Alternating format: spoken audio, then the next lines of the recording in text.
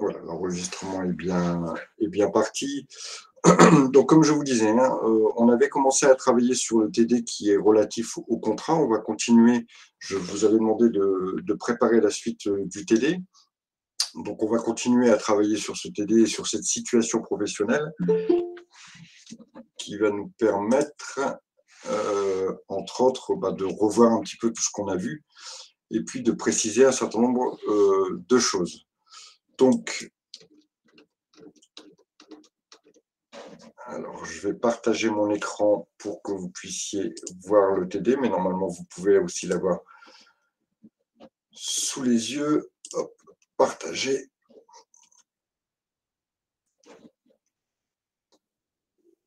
Voilà. Hop, ça, c'est fait. Donc, normalement, vous l'avez sous les yeux à l'écran. Donc, je vous rappelle simplement le contexte. Hein. On était, nous, on vous mettait dans la situation où vous étiez au service recrutement et d'une SAS, donc d'une société par action simplifiée, esthétique et beauté, qui était spécialisée dans le coaching personnel et la santé. Cette société entend ouvrir une nouvelle antenne qui se situera à Nice, en sachant que le siège est à Bordeaux pour l'instant. Et pour son antenne de Nice, elle va recruter une personne, mais elle va recruter aussi une deuxième personne pour assurer le développement commercial dans les salons, et notamment lors d'un premier salon qui se déroulera à Nice du 3 au 15 janvier. Donc, on a deux personnes qui vont être embauchées, une, et on l'avait vu dans l'exercice numéro 1, pour un poste qui est stable et permanent, qui va donc être attaché à l'antenne de Nice, et l'autre personne qui sera chargée d'assurer la promotion de la société dans les salons, et notamment dans un premier salon qui va se dérouler à Nice du 3 au 15 janvier. Voilà pour la situation. Nous avions, il me semble, traité la première partie qui concernait l'emploi stable. Je fais juste un petit résumé de ce que l'on avait dit. On avait notamment dit que pour la personne qui allait occuper l'emploi stable dans l'agence de Nice, on pouvait lui proposer un CDI, d'accord, et que ce contrat aura une date de début, mais pas de date de fin, et évidemment, puisque c'est un CDI, un contrat à durée indéterminée. Par contre, pour la deuxième personne,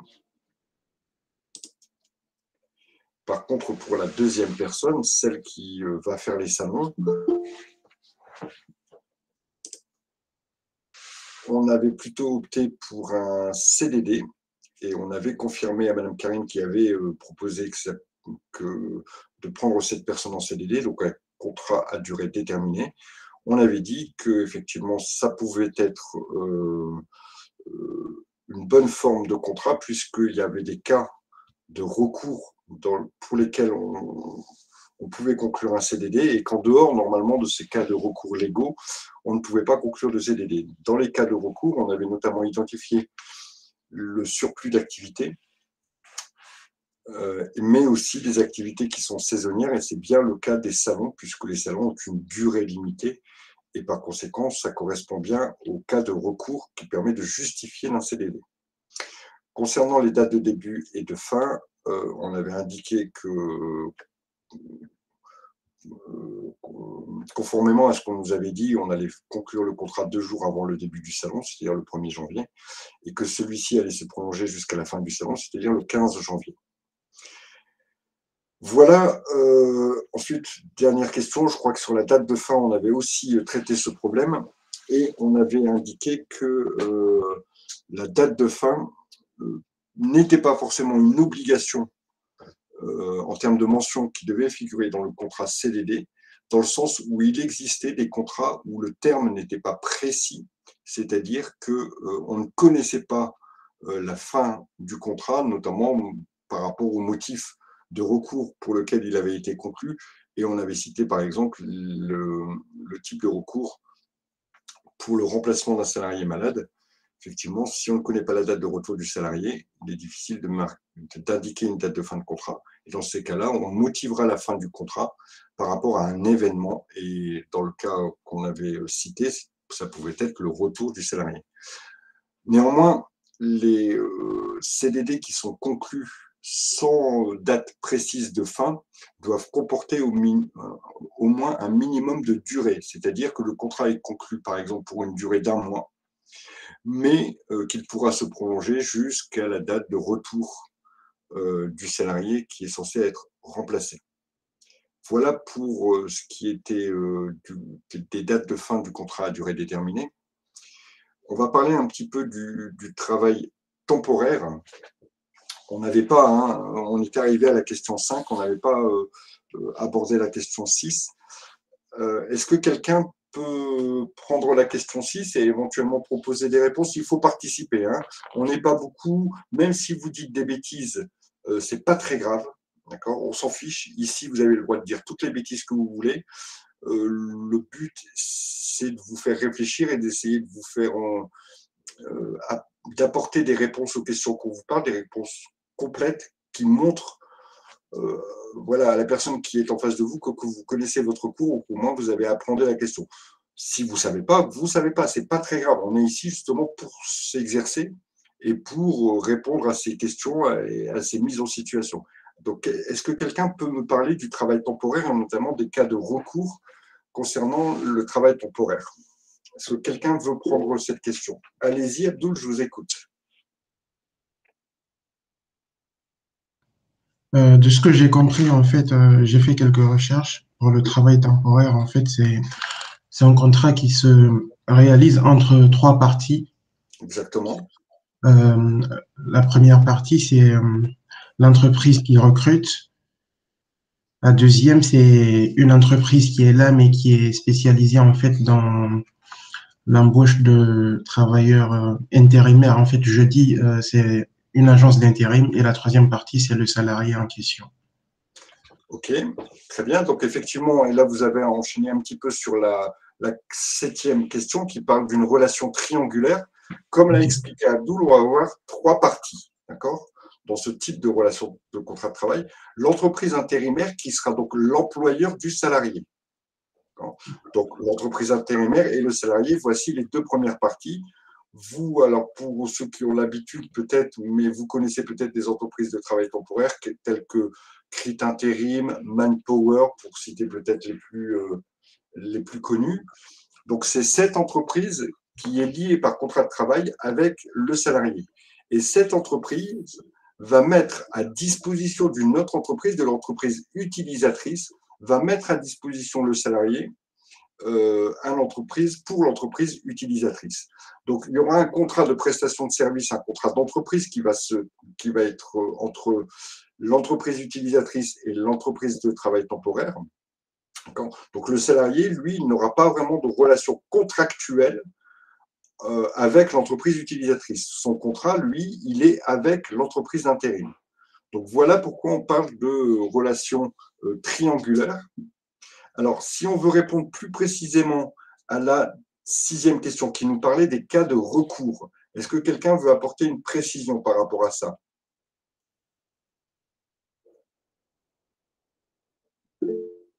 Allez-y, Rihanna, on vous écoute. Il disait que l'employé travaillait pour une durée limitée ou pour une mission. D'accord. Mais alors, quand on parle des cas de recours, hein, il faut. Merci pour votre réponse, Rihanna. Elle vient compléter, effectivement, elle vient compléter ce type de contrat. D'accord. Mais il y a ici aussi cette notion de dire voilà, on ne peut pas prendre des intérimaires pour n'importe quoi. D'accord. Et notamment, alors, même si aujourd'hui il y a quelques modalités concernant le contrat d'intérim qui permettent d'avoir des très longues durées, d'accord. Mais malgré tout, pour l'entreprise utilisatrice, normalement, elle ne peut prendre des intérimaires que dans certaines situations. Et c'est les mêmes situations que l'on retrouve dans le CDD, c'est-à-dire ces fameux cas de recours légaux, c'est-à-dire le remplacement d'un salarié malade, c'est aussi parce qu'il y a un surcroît d'activité temporaire, c'est aussi parce qu'on a des travaux saisonniers par nature, etc. Donc on va avoir les mêmes cas de recours que pour le CDD. Si je veux prendre un contrat d'intérim, il faut avoir, voilà, il faut avoir un motif. Et ces motifs, on les retrouve, ce sont les mêmes, comme je vous disais, ce sont les mêmes que dans le cadre du CDD. Et dans ce cas, on pourrait avoir un contrat à terme précis, non? On pourrait aussi avoir un contrat à terme imprécis, bien sûr, bien sûr. Comme pour le CDD, si on est dans le cadre d'un remplacement d'un salarié absent, et je dirais que c'est encore plus vrai pour le contrat d'intérim, parce que le contrat d'intérim, il a cette souplesse de pouvoir travailler à la semaine et de pouvoir être renouvelé comme on le désire. Il n'y a pas cette limite que l'on connaît comme pour le contrat à durée déterminée, c'est-à-dire ces renouvellements possibles. Je vous rappelle qu'on peut renouveler le contrat CDD que 2 fois, dans la limite de 18 mois. Ça, c'est le cadre général. Il y a quelques exceptions. On en a un petit peu parlé, mais nous, on va se limiter au cadre général. Et alors que concernant le contrat de travail temporaire, on n'a pas cette limite. Et on peut retrouver le salarié qui est renouvelé jusqu'au moment où, je dirais, on ne va plus avoir besoin de ses services parce que sa mission est remplie, parce que le salarié qui le remplaçait est revenu, etc., etc. À votre avis, qui paye le salaire aux salariés? C'est la 8e question. Qui paye le salaire aux salariés? Alors, on va demander à Rihanna. Allez-y, Rihanna. L'agence d'intérim. Voilà, Abdou, vous êtes d'accord avec ce qu'a dit Rihanna? Est-ce que vous aviez aussi levé la main? Oui, je suis d'accord avec elle. Voilà, hein, puisque je vous ai dit, le contrat de travail, il lie l'agence d'intérim et le salarié. Donc, obligatoirement, s'il y a un contrat entre l'agence d'intérim et le salarié, c'est l'agence d'intérim qui paiera le salaire. Ce qui se passera, c'est que l'agence d'intérim, ensuite, enverra une facture auprès de l'entreprise utilisatrice pour un montant qui couvrira le salaire, bien sûr, du salarié, mais aussi qui couvrira tous les frais que l'agence d'intérim peut avoir eus. Évidemment, il y aura aussi une partie qui sera consacrée à la marge. On va dire que, imaginons qu'un salarié, toute charge comprise, son salaire représente, je ne sais pas moi, 2 000 €. Donc l'entreprise versera la partie nette au salarié et paiera aussi les charges. Mais pour l'entreprise d'intérim, ça aura coûté 2 000 €. L'entreprise d'intérim va facturer 2 500 € à l'entreprise utilisatrice et gardera 500 € pour ses frais de fonctionnement et pour aussi sa rentabilité.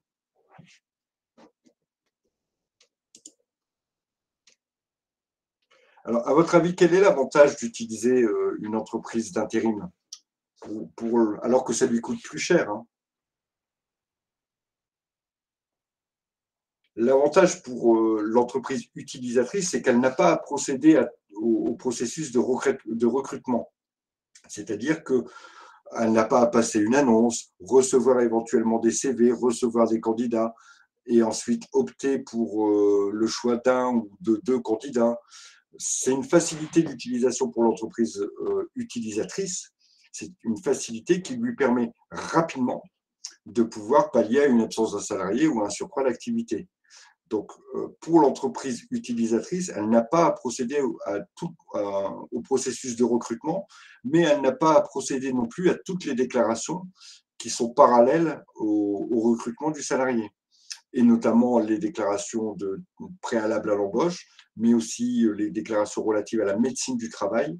Donc, tout ça, l'entreprise ne s'en occupe pas, c'est l'entreprise de travail temporaire qui va s'en occuper. Donc, c'est une véritable facilité pour l'entreprise. Malgré tout, ça a un coût. C'est le petit surplus que demandera l'entreprise de travail temporaire.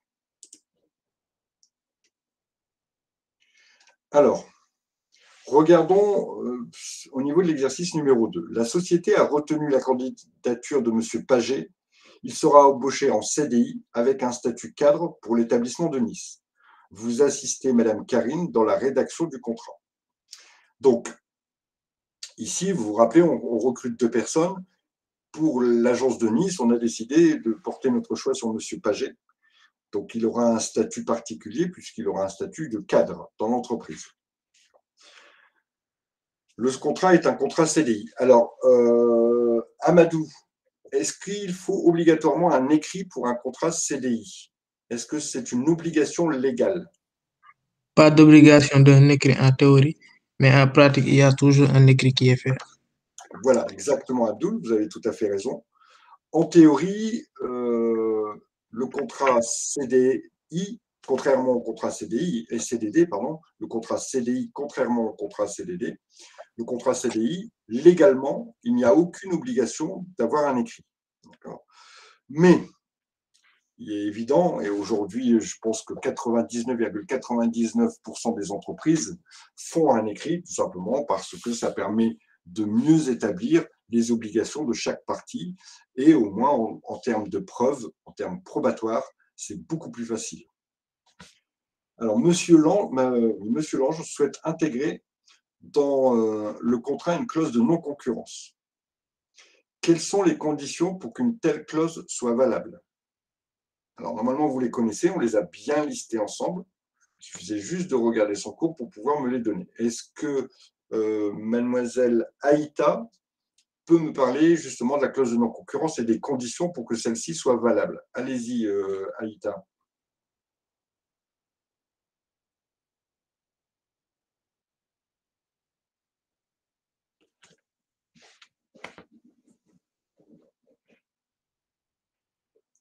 Aïta, est-ce que vous m'entendez?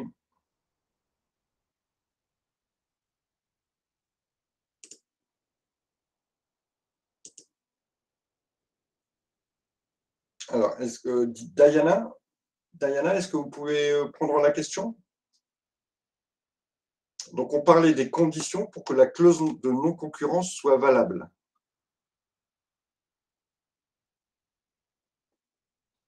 Allez, il ne faut pas être timide.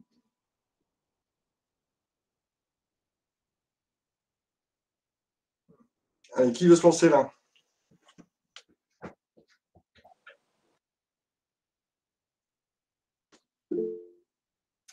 Allez-y, Mickaël Vidal, c'est bien. Allez-y, je vous écoute. Pour que la clause de non-concurrence soit valide, elle doit être limitée dans le temps, elle doit être écrite, elle doit également protéger les intérêts économiques de l'entreprise ou encore la société. Très bien, donc vous m'avez donné 3 choses qui sont tout à fait vraies. D'abord, la clause de non-concurrence doit être limitée dans le temps, ça veut dire qu'elle n'est valable que pour une certaine période. En général, on va limiter la non-concurrence, donc l'interdiction pour un salarié d'aller travailler pour une entreprise concurrente à 1 an, voire 2 ans maximum. C'est en pratique ce qui se fait. Effectivement, l'intérêt de cette clause, la finalité de cette clause, c'est de protéger les intérêts économiques de l'entreprise, de façon à ce que le salarié qui quitte l'entreprise et qui détient des informations importantes ne puisse pas les mettre au profit d'une autre entreprise et à ce moment-là, par exemple, prendre des clients à l'entreprise dans laquelle il était embauché précédemment. Vous m'avez dit qu'elle devait être écrite, exactement, mais il me manque encore des choses. Alors, Rihanna, vous voulez compléter? Allez-y, je vous écoute. Limité dans l'espace. Exactement. Donc, elle doit aussi être limitée dans l'espace. Cette interdiction de travailler pour le salarié qui a quitté l'entreprise, je dois lui interdire dans un espace géographique. C'est-à-dire que, par exemple, si j'ai une entreprise qui est dans le Nord-Pas-de-Calais et qui a des clients dans le Nord-Pas-de-Calais, il n'est pas du tout envisageable d'interdire le salarié d'aller travailler dans toutes les entreprises de France. On devrait donc limiter au Nord-Pas-de-Calais exactement l'entreprise où moi j'ai mes clients, le lieu où moi j'ai mes clients, on limiterait dans l'espace effectivement cette interdiction de travailler. Il me reste encore 2 choses à voir sur cette clause de non-concurrence. Qu'est-ce qui peut compléter?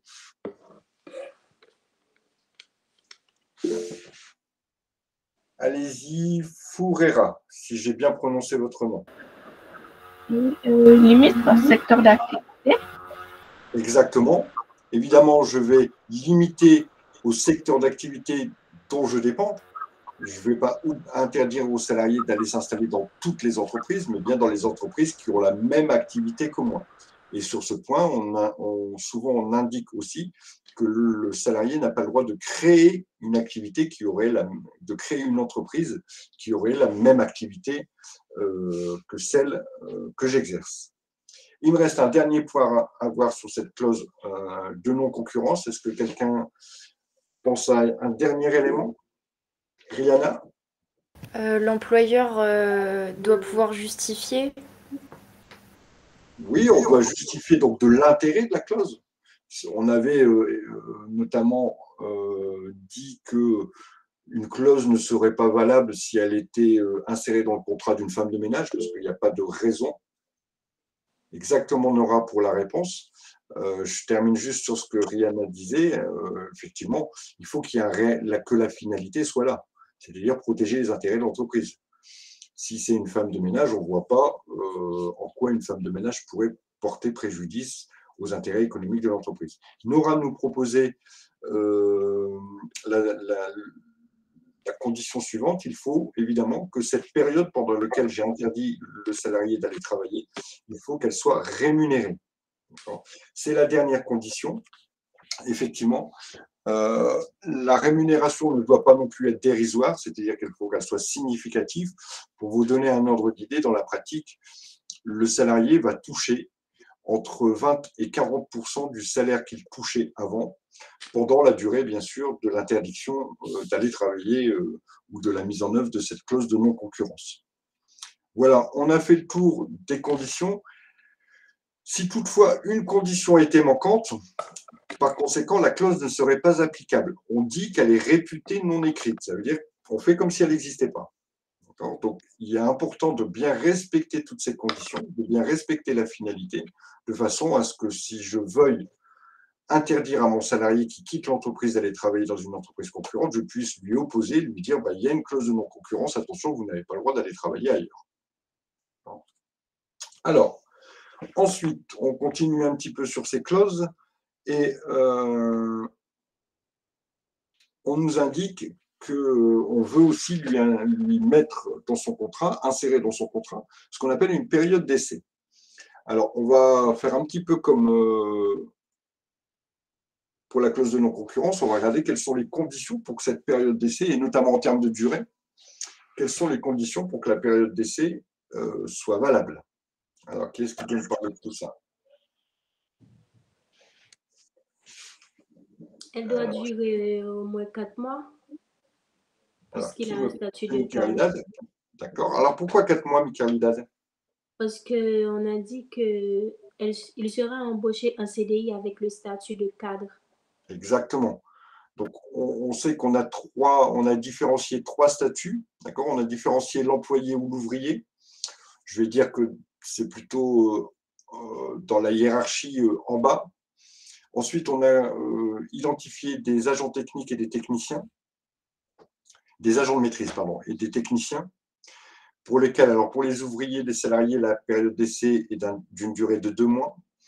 Pour les agents de maîtrise et les techniciens, elle est de 3 mois. Et pour les cadres, vous avez raison, Michael Haddad, la durée est de 4 mois. Est-ce que vous pouvez encore me dire une chose sur la durée? Quelqu'un peut me compléter ce que Michael Haddad a dit?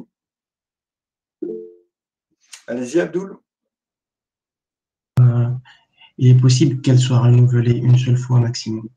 Exactement. Donc, cette période d'essai est renouvelable. D'accord. 2 solutions pour le renouvellement de cette période d'essai. Donc, ce qui va nous amener à doubler la durée, finalement.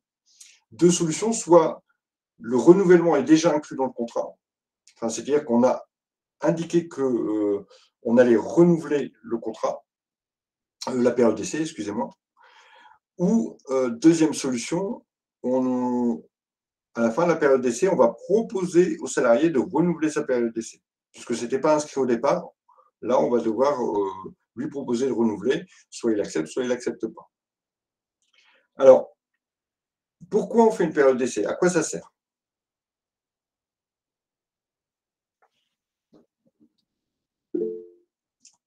Elle n'est pas toujours les mêmes, hein? Allez-y, Abdoul. Vous êtes en forme, là, je le sens. La période d'essai pour l'employeur, elle permet de vérifier si le salarié il est à la hauteur des tâches qui vont lui être confiées. Et pour l'employé, ça lui permet de voir si le travail le correspond en fait. Voilà, exactement. Ça, c'est la finalité. La finalité, c'est finalement à quoi ça sert. Ça sert à tester les capacités professionnelles du salarié par rapport au poste pour lequel il a été embauché. Ça, c'est pour l'employeur. Et pour l'employé, ça sert à tester si le travail qui lui est confié correspond bien à ce qu'il s'attendait et si effectivement ça lui plaît globalement. Hein. Quel est l'intérêt? Qu'est-ce qu'on a le droit de faire pendant cette période d'essai? Allez, quelqu'un d'autre là. Diana, vous voulez toujours pas intervenir? Petite tentative.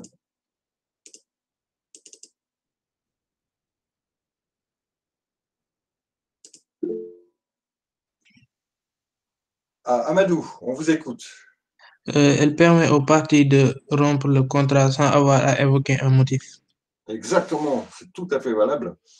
La période d'essai permet aux parties de pouvoir rompre le contrat et sans avoir, vous verrez dans notre prochain chapitre, on verra la rupture du contrat de travail, la fin de la relation de contrat. On verra qu'elle peut passer par différentes formes, mais notamment quand elle est à l'initiative de l'employeur, quand c'est l'employeur qui veut rompre le contrat et qu'on n'est plus en période d'essai, il faut donc justifier, c'est un licenciement, c'est ce qu'on appelle un licenciement, mais il faut justifier d'un motif, soit d'un motif personnel ou soit d'un motif non personnel, non lié au salarié, mais lié à l'entreprise. Mais dans tous les cas, il faut justifier d'un motif. Et vous pensez bien que en matière prud'homale, c'est-à-dire quand il y a un litige entre les deux, que l'un n'est pas d'accord avec l'autre, quant au litige, on porte tout ça devant un tribunal et c'est aujourd'hui 90% du contentieux entre les salariés dont le contrat a été rompu et les employeurs. Ça, c'est quand on est hors période d'essai. Donc, cette période d'essai, alors l'employeur, c'est jamais, quand on est hors période d'essai, c'est jamais simple de justifier d'un réel motif et d'accorder le motif par rapport à une faute simple, une faute grave ou une faute lourde qui pourrait être éventuellement contestée par le salarié. Alors que quand on est durant cette période d'essai, justement, on échappe à toute cette problématique de contentieux possible, de litige possible, de désaccord possible. On échappe à tout ça et on est un petit peu, en tout cas pour l'employeur, puisque c'est principalement l'employeur qui met en œuvre cette rupture pendant la période d'essai, en tout cas pour l'employeur, à partir du moment où la durée a bien été respectée, ou que la clause est inscrite dans le contrat, alors la rupture pendant la période d'essai ne peut pas être contestée puisque je n'ai pas à invoquer le motif, c'est un droit. D'accord ? C'est un droit qu'a l'employeur comme un droit qu'a le salarié. Et on a beaucoup moins de difficultés à se séparer d'un salarié ou pour un salarié à démissionner immédiatement, puisqu'il y a un effet pratiquement immédiat. Il y a juste une très légère période pour dire qui va de un jour à une semaine, hein, mais au bout d'une semaine au maximum, c'est ce qu'on appelle la période de prévenance. Le contrat est rompu et je dirais qu'en termes de procédure, c'est relativement simple. Alors, on verra après le contrat, mais il n'y avait pas trop de difficultés pour compléter le contrat. On va passer maintenant sur le contrat en CDD, celui donc qui va être proposé à Madame Plantali, qui est la personne qui a été recrutée, donc je vous rappelle, hein, pour faire les salons. Encore une fois, on nous pose la même question, mais on y a déjà apporté la réponse et donc on va passer très rapidement pour cela. Le contrat, ici, contrairement au contrat CDI, le contrat, lui, doit être obligatoirement écrit. D'accord ?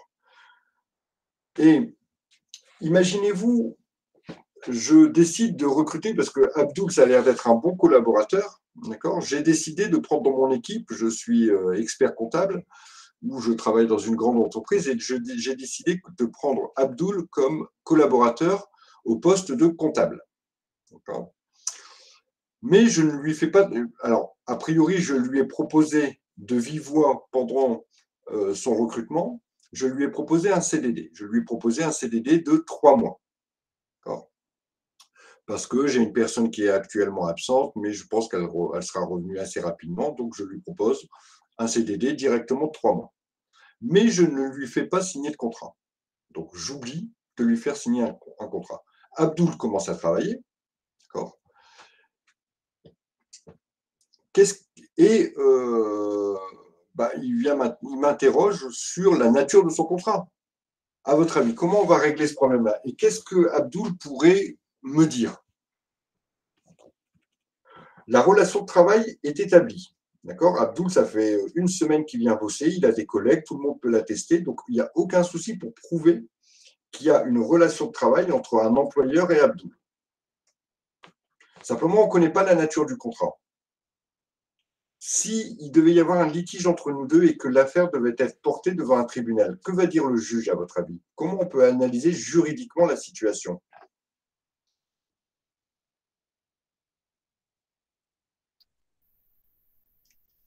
Il faut... Allez-y, Aïta. Puis, bon, on peut dire qu'il est toujours en contrat à durée déterminée. Parce qu'il peut avoir une fin imprécise. On ne sait pas si le salarié malade peut revenir dans 3 mois. Alors, je suis d'accord avec vous. D'accord? Vous allez me dire, il n'a pas de fin précise. Mais pour l'instant, il n'y a même pas d'écrit. Je ne lui ai rien fait signer. D'accord? Il n'y a pas eu de contrat écrit. Donc, effectivement, on pourrait dire, oui, c'est un contrat à durée déterminée qui n'a pas de fin précise. Je suis d'accord avec vous, sauf qu'il n'y a pas de contrat écrit du tout. Par déduction, s'il n'y a pas de contrat, alors c'est un contrat à durée indéterminée, tout simplement. On a une relation de travail, d'accord, qui aurait dû être matérialisée par un contrat CDD, par un contrat écrit. Je n'ai pas fait le contrat écrit. Abdoul, aujourd'hui, il peut dire, monsieur, comme je n'ai pas de contrat écrit, je suis en CDI, tout simplement, parce qu'en CDI, il n'y a pas d'obligation de contrat écrit. Donc, Abdoul peut très bien dire, comme il n'y a pas de contrat écrit entre nous deux, et que la relation de travail a commencé, et qu'il n'y a aucun écrit qui vient dire que c'est un CDD, par conséquent, c'est un CDI. Vous voyez comment cette situation va être analysée juridiquement. Juridiquement, on dit, il y a une relation de travail, c'est attesté, puisque Abdoul, ça fait une semaine qu'il vient de travailler. D'accord. Mais comme il n'y a pas de contrat, la seule solution pour votre situation, c'est la solution où il n'y a pas d'obligation de contrat. Donc, c'est le CDI. D'accord? Vous voyez un peu l'analyse juridique qu'on peut avoir de cette situation? Alors, maintenant, on va imaginer qu'on a fait ça dans les règles de l'art, qu'on a établi un contrat écrit, que les parties ont signé ce contrat. Qu'est-ce que ce contrat doit contenir comme mention obligatoire? Qu'est-ce que je vais retrouver dans ce contrat? Allez-y, dites-moi à la volée, tous ceux qui ont envie de parler, dites-moi ce que vous allez mettre dans ce contrat. Ou écrivez-le moi pour ceux qui n'osent pas parler, qui ont peur.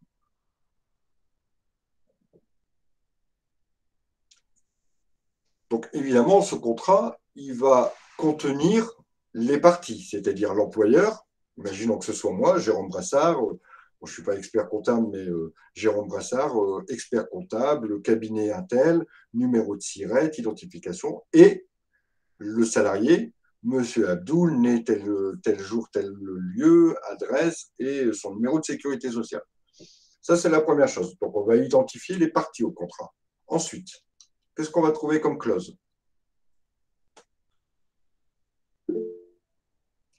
Allez-y, Abdoul, dites-moi. La date de début de la relation de travail. C'est un CDD, malgré tout, il faut quand même une date de début, même si on a dit tout à l'heure que le terme pouvait être imprécis. Là, dans notre cas présent, on avait identifié que la personne allait faire le salon de Nice et que le salon de Nice allait durer jusqu'au 15 janvier. Donc, on peut proposer éventuellement de mettre la date de 15 janvier. En tout cas, on ne demande pas de précision, on nous demande simplement. Donc, on va dire effectivement qu'on va indiquer la date de début et la date de fin de contrat si elle est connue. Si ça n'est pas le cas, ça sera une date imprécise. Qu'est-ce qu'on va trouver encore? La fonction du salarié, la durée hebdomadaire. Alors, la fonction du salarié, très bien, c'est Perline. La fonction du salarié, effectivement, le poste pour lequel il va être recruté. La durée hebdomadaire, c'est-à-dire la durée de travail par semaine. Allez-y. Le motif de recours du... Effectivement, le motif de recours. Donc, je le recrute parce que j'ai un salarié plus malade ou parce que j'ai un surcroît d'activité. Allez-y, Rihanna. Travail saisonnier et accroissement d'activité. Donc ça, c'est le motif. OK. Ici, ça sera très... oui, je vois ce que vous voulez dire. Ici, dans notre cas présent, on indiquera qu'effectivement, c'est un travail saisonnier et qu'il y a un accroissement d'activité. Il y a d'autres choses. Donc, on a parlé... Oui, allez-y. La durée de la période d'essai. La durée de la période d'essai. Mais ça, ce n'est pas obligatoire. Pourquoi ce n'est pas obligatoire? Parce que si je décide d'employer... ici, on parlait de Mme Plantali. Si je décide de ne pas mettre de période d'essai, c'est tout à fait le droit. Ça n'est pas obligatoire. Vous avez quand même oublié quelque chose de super important. Allez-y, Diana. Il faut ouvrir votre micro, Diana. Le remplacement du chef d'entreprise. Ça, c'est toujours les motifs. OK. Alors, on choisirait parmi les motifs, hein, d'accord. Michael Lidal, allez-y.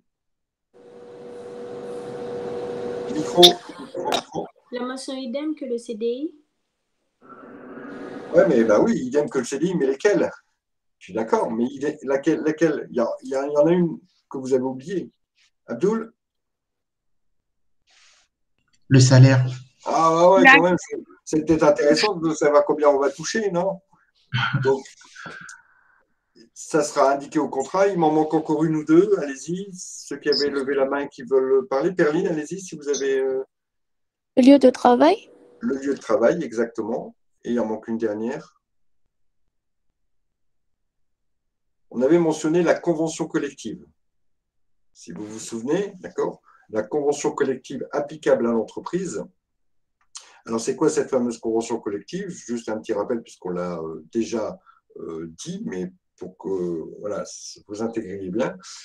Ce qui régit les lois, les dispositions légales qui régissent les relations entre un salarié et son entreprise sont dans le Code du travail. D'accord? Ça, ce sont des mentions, des dispositions légales qui sont applicables à toutes les entreprises.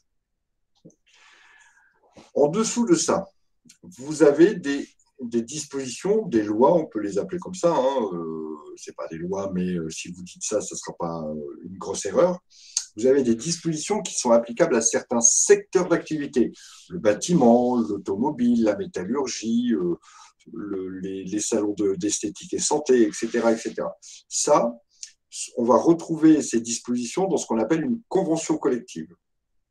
Donc la convention collective, c'est un recueil de textes qui ne sera applicable que pour l'entreprise qui dépend ça dépend du domaine de l'entreprise. La convention collective du bâtiment va être applicable dans toutes les entreprises qui ont une activité du bâtiment. Ensuite, en dessous de cette convention collective, il y a encore des choses, il y a encore des textes, des dispositions qui peuvent être appliquées dans l'entreprise elle-même. On va trouver ces dispositions dans le règlement de l'entreprise. Et enfin, donc effectivement, le règlement de telle entreprise ne sera pas applicable à une autre entreprise. D'accord ?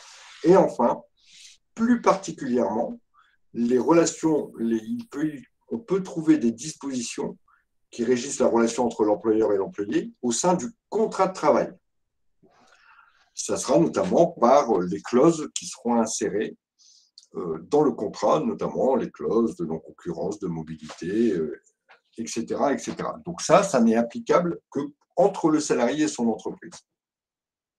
Alors, on va redonner tout ça. Hein. Donc, on avait dit qu'il y ait l'identification des parties, le motif de recours pour le CDD, le poste, la rémunération, le lieu, la durée, la convention collective applicable. Je crois que je n'ai rien oublié. Les autres clauses, notamment relatives à la période d'essai, vous me les avez citées, oui, c'est possible, mais ça n'est pas obligatoire.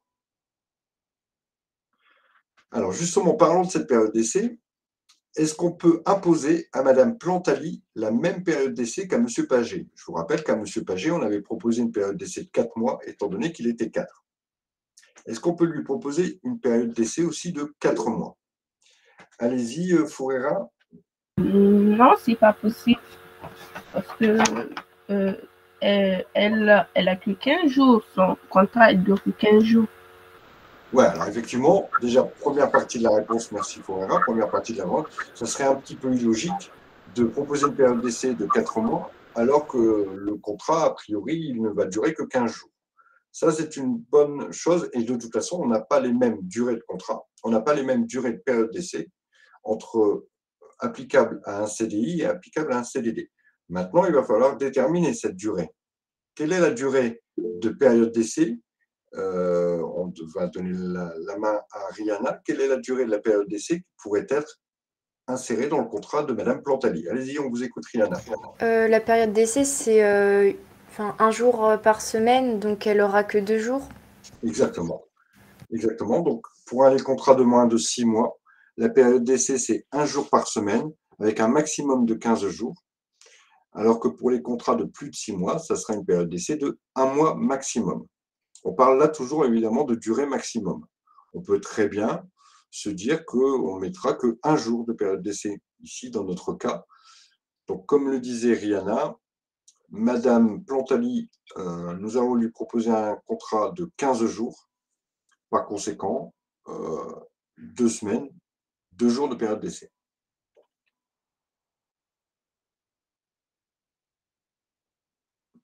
Alors, question suivante. Si le contrat de Nice se passe bien, Monsieur Lange pense participer aussi au salon de Bordeaux, qui aura lieu du 19 au 28 janvier. Dans ce cas, pourra-t-il renouveler le contrat de Madame Plantali? Ici, la question qui est derrière tout ça, c'est, on donnera la parole à Amadou après. La réponse est, est-ce qu'un contrat à durée déterminée est renouvelable? Allez-y, Amadou, on vous écoute. Oui, ce contrat est renouvelable. D'accord. Alors, Parce que, oui, allez-y. parce que le contrat à durée déterminée est renouvelable deux fois, Exactement. maximum. Voilà. Alors, il est renouvelable 2 fois. Et est-ce qu'il y a une durée maximum renouvellement inclus, Amadou? Une durée de 18 mois. Parfaitement. Donc, une durée de 18 mois maximum pour le CDD. Alors, sauf particularité, hein, il y a quelques contrats spécifiquement qui ont une durée supérieure à 18 mois. Je pense notamment au contrat d'apprentissage, qui est un CDD, mais qui, lui, a une durée de 24 mois. Mais ce sont des exceptions. La règle générale, c'est 18 mois, renouvellement inclus, avec la possibilité d'avoir 2 renouvellements. Alors, est-ce qu'à la fin du CDD, on va pouvoir transformer le contrat en CDI si Madame Plantali donne satisfaction? Ben, ici, rien n'empêche de transformer un CDD en CDI. Hein. Aucun problème là-dessus. Hein. Il n'y a aucun souci. Alors maintenant, je vais vous poser une question. On va imaginer que Madame Plantali a donc fait ses 2 CDD, son CDD avec son renouvellement, qu'à la fin du mois de janvier, comme elle a donné satisfaction, j'ai décidé de la prendre en CDI et j'aimerais mettre une période d'essai dans son CDI. Madame Plantali aura un statut de cadre. Quelle est la période d'essai que je vais, quelle est la durée de période d'essai que je vais lui proposer? Qu'est-ce qui me propose quelque chose? 4 mois. Michael Alidad reste sur la position 4 mois, puisque c'est ce que vous nous aviez déjà proposé tout à l'heure. Est-ce que quelqu'un a d'autres choses à dire? Abdoul?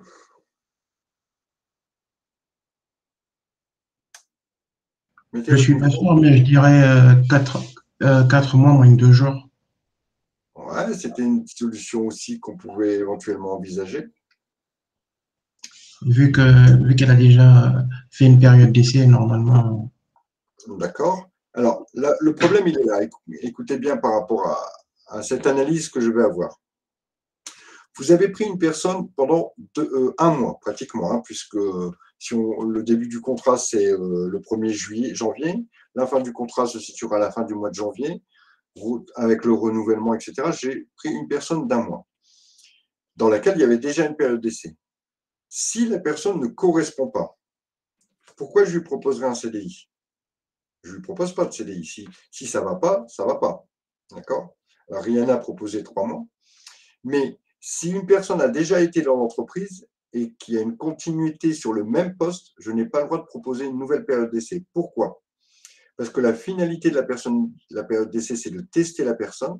Or, on considère que le CDD qui a eu lieu du 1er au 28 janvier a servi de période de test et qu'il n'y a plus de raison de remettre un nouveau test, ou sinon, si la personne n'allait pas, alors simplement, je n'aurais pas transformé son contrat en CDI. Comprenez bien l'idée. L'idée ici, c'est que la période d'essai permet de tester. S'il n'y a plus besoin de tester, alors il n'y a pas de période d'essai. D'accord? Donc, il faut toujours raisonner en finalité d'abord. Est-ce que la finalité ici étant de tester, est-ce que vous ne l'avez pas déjà testé? Si vous l'avez testé pendant 1 mois, alors certes, vous n'avez pas testé pendant 4 mois, je suis tout à fait d'accord avec vous, mais si la personne n'allait pas, si ça n'allait pas dans le boulot qu'elle fournissait, alors vous n'auriez pas proposé de CDI. Donc, si vous proposez un CDI, c'est-à-dire qu'elle est satisfaisante au niveau du boulot. Donc, vous n'avez pas à la retester. La finalité de la période d'essai, c'est de tester. Si ça a déjà été testé, alors on ne peut plus mettre de période d'essai.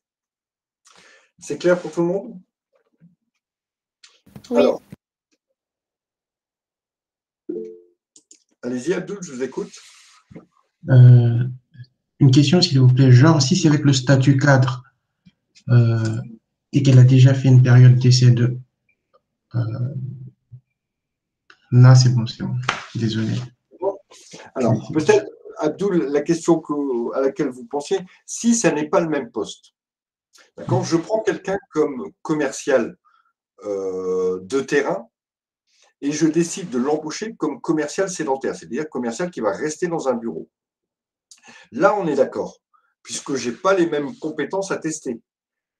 Ou si je prends, je sais pas moi, si je prends une secrétaire et puis que je m'aperçois que ma secrétaire, j'ai pris une secrétaire en CDD pour un remplacement, parce que ma secrétaire était malade ou absente pour une période. Et puis, je vois que la secrétaire, avec les clients, elle fonctionne bien. Elle a un très bon relationnel. Et puis, quand je regarde son CV, je vois qu'elle a aussi une formation commerciale. À la fin de son CDD, je décide de lui proposer un poste en CDI, non pas comme secrétaire, mais comme commercial, cette fois-ci. Là, une période d'essai s'entend tout à fait. Une nouvelle période d'essai s'entend. Pourquoi? Parce que je ne dois pas tester les mêmes choses que pour une secrétaire. Pour une secrétaire, je regarde si elle sait écrire, si elle utilise l'outil informatique correctement, etc., etc. Alors que pour un commercial, ce ne sont pas les mêmes compétences que je vais tester. Là, possible. Mais si c'est sur le même poste, alors pas possible quand on a déjà cumulé des contrats.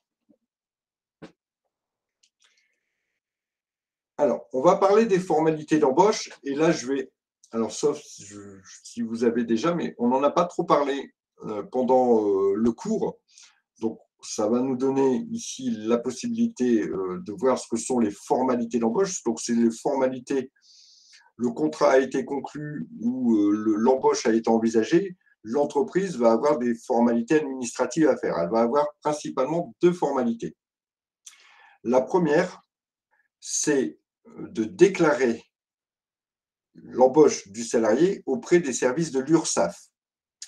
Je pense que vous avez déjà peut-être entendu parler de l'URSSAF, ça s'écrit URSSAF, d'accord? URSSAF, l'URSSAF. Et cette déclaration qui se fait par Internet, c'est assez rapide. On va simplement indiquer le nom du salarié, son prénom, sa date de naissance, son numéro de sécurité sociale, sa date d'embauche. Cette déclaration est obligatoire. Elle est aussi très, très, très importante. Alors, je crois qu'on vous mettait un modèle de document. Alors, c'est un peu vieillot, mais dans le TD, voilà. Voilà la déclaration qui doit être envoyée à l'URSSAF, d'accord? Et le premier service ici, à l'URSSAF, et donc il va dire, voilà moi l'employeur qu'on va identifier ici, je vais employer cette personne que l'on va identifier ici. Et enfin, on va indiquer la date prévisible d'embauche, l'heure prévisible d'embauche et éventuellement, s'il y a une période d'essai, le type de contrat. Vous voyez qu'il n'y a pas beaucoup de renseignements, on s'en fout du salaire, etc. L'URSSAF ne veut pas savoir ça.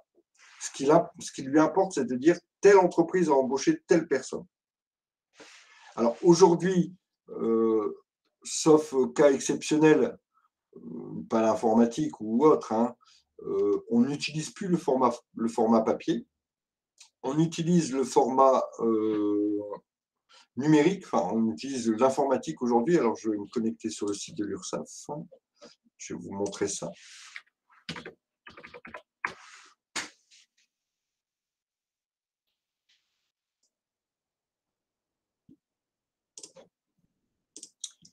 Alors, je vais arrêter la présentation que je fais actuellement et vous proposer un onglet. Voilà. Voilà, ça c'est un site qui pour vous, je pense que vous le voyez, voilà, ça c'est un site qui pour vous, donc URSSAF, hein, qui est très important. Ça va être une source d'information très importante, d'accord, et surtout une source d'information fiable. Donc, on va s'identifier, on va poser des questions et on va pouvoir avoir des réponses qui sont relativement fiables en matière de droit du travail, mais aussi en matière de cotisation, etc. Alors, je vais juste vous montrer un petit peu. Voilà. Imaginons, je cherche période d'essai.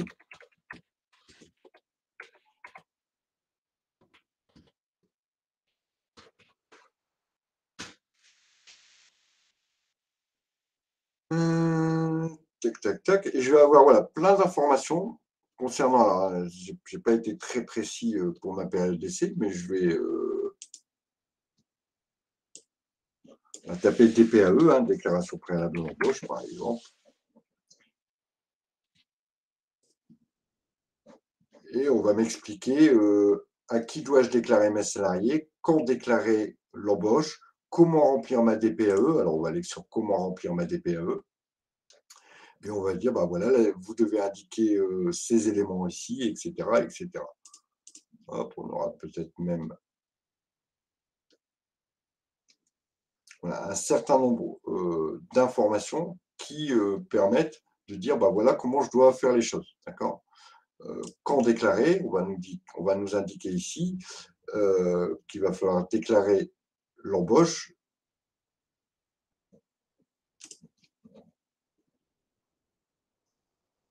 Voilà, quelques jours, notamment avant l'embauche effective.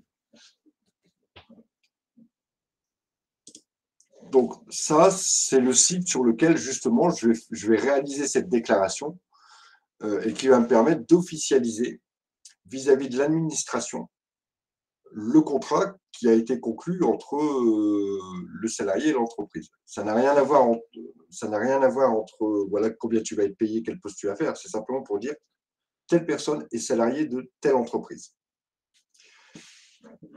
Alors on va revenir, hop, je vais revenir sur ma présentation.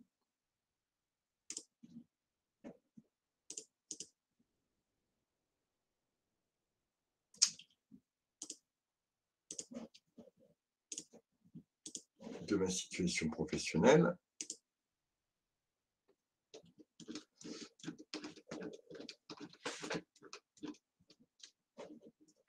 Donc, qu'est-ce que la déclaration préalable à l'embauche? C'est la déclaration qui permet de signaler à l'administration qu'un salarié a été embauché par l'entreprise. Par quel moyen s'effectue cette déclaration? Donc, je vous l'ai dit, aujourd'hui, le moyen, c'est l'informatique. Donc, on va se connecter, comme je vous l'ai montré, sur le site de l'URSSAF et on va simplement, en identifiant l'entreprise, déclarer l'embauche du salarié. Mais on peut aussi, éventuellement, s'il y a des soucis informatiques, utiliser la version papier avec le CERFA que l'on a vu tout à l'heure. Alors, les DPAE doivent être transmises à l'URSSAF avant l'embauche du salarié. Alors, officiellement, c'est 5 jours, mais il faut absolument qu'avant que le salarié mette le pied dans l'entreprise, la déclaration soit faite. Aujourd'hui, le fait de ne pas avoir fait cette déclaration, qui prend 5 minutes, hein, est associé à ce qu'on appelle du travail dissimulé. du travail dissimulé, c'est quand on embauche des salariés mais sans les déclarer, qu'on les paye en espèces, etc., etc. Donc, il faut savoir que cette pratique est réprimandée, évidemment, d'accord, qu'elle peut entraîner pour l'employeur des peines de prison. Et rien que le fait de ne pas avoir fait cette déclaration peut éventuellement déboucher sur ce type de sanction, puisqu'on dit vous n'avez pas déclaré, donc ce salarié est en situation illégale et vous-même vous êtes en situation irrégulière. Par conséquent, vous encourez les sanctions qui sont relativement importantes, qui peuvent aller jusqu'à 5 ans de prison dans certaines conditions et 375 000 € d'amende. Vous voyez que c'est assez important. On va s'arrêter là pour aujourd'hui. On continuera notre TD mercredi. D'accord, il nous reste à voir les problèmes de santé au travail. Et puis, on continuera. Je crois qu'après, c'est tout, oui. On finira, on clôturera ce TD, et puis on enchaînera sur le chapitre précédent. Y a-t-il des questions sur ce qu'on a vu aujourd'hui, des précisions ou des points que vous n'avez pas compris?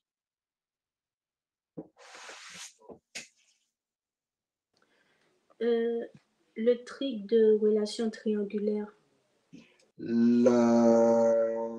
Donc, la relation entre, dans le cadre d'un contrat de travail temporaire. Voilà. Alors, je la réexplique. Si certains veulent quitter, puisqu'il est pratiquement l'heure, vous laisse quitter, il n'y a pas de souci. Je refais l'explication pour la relation triangulaire dans le cadre d'un contrat de travail temporaire. On va avoir triangulaire 3 parties. D'accord? Alors, on l'appelle aussi contrat tripartite ou relation triangulaire. Pourquoi? Parce qu'on va avoir 3 intervenants dans ce type de contrat. 1, l'entreprise de travail temporaire, celle qui est spécialisée dans ce type d'activité, qu'on appelle aussi entreprise, société d'intérim, entreprise d'intérim, entreprise de travail temporaire. Je vous en cite, Crit Intérim, Manpower, etc. Cette entreprise va embaucher un salarié.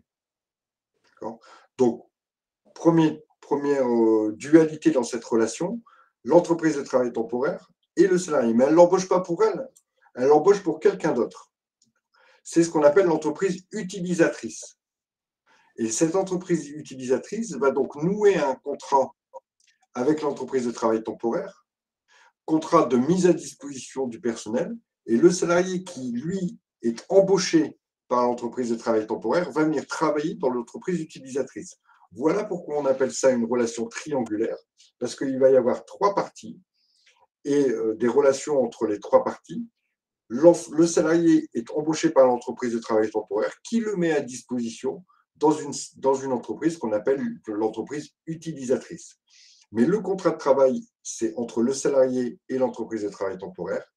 Et le contrat de mise à disposition, un contrat de prestation de service, un contrat d'entreprise, qui n'est pas un contrat de travail, entre l'entreprise de travail temporaire et l'entreprise utilisatrice. Voilà pourquoi on appelle ça une relation triangulaire. Pas d'autres questions? Non? Si c'est comme ça, c'est très bien. Je vous souhaite une bonne soirée et puis on se retrouve donc mercredi soir pour la suite du télé. Bonne soirée à tous. Salut. Au revoir.